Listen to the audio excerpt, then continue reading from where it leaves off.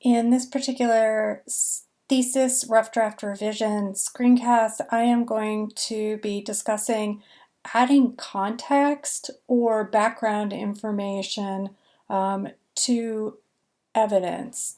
And the reason I need to talk about this is oftentimes we lose track of those little bits of information, such as first and last names, job titles, researcher names, institution names, etc., when we reorganize our information in the process of moving from notes to rough draft.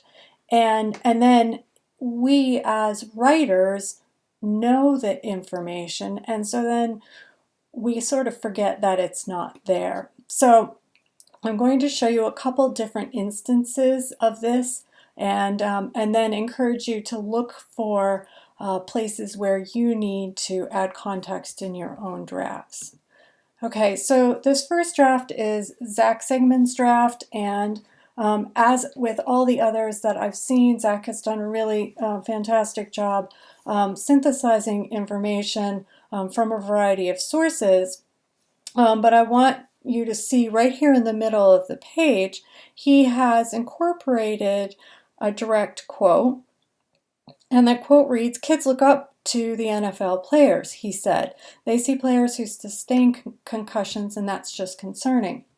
And then Zach goes on to analyze that.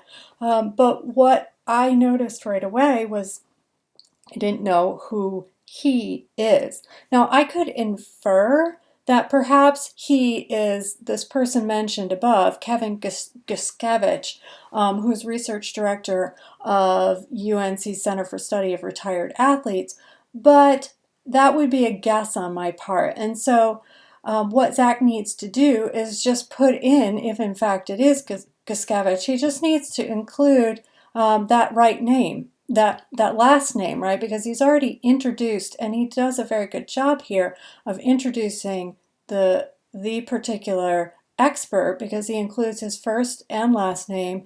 He identifies his title as research director, and he also names the institution where Kevin happens to be a researcher, right? So after all that information has been stated once, if in fact the speaker of this quote is the same person, then all that Zach needs to do is include his last name.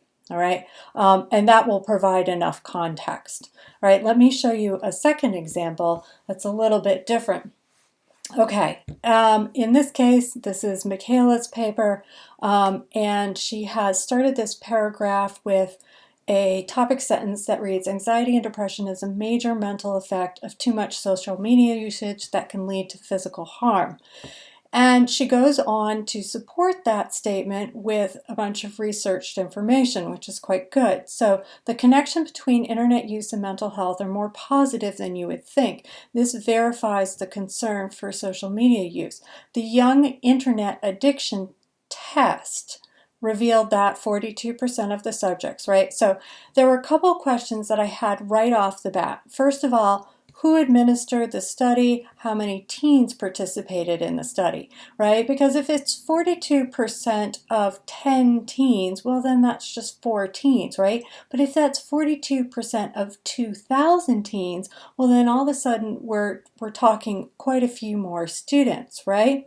I'm going to scroll down a bit more. According to the McMaster study, so then I asked a question, is this the same study referenced above? Now, it might be, right, because it's the same paragraph, but I'm not sure. So at any rate, one of the things that Michaela should do is she should first identify McMaster study at the top of the paragraph, and then also include a little bit more information, such as perhaps if she can find it, the names of the researchers, or at least the primary researcher, and then the date when the study was given. This is just good information. Now, could I look up the source and find it on my own? Absolutely. But I'm really, at this point, I'm not asking such a detailed question that I should be responsible for tracking it down. This is kind of basic background contextual information that the writer should provide, and in order for the reader to understand.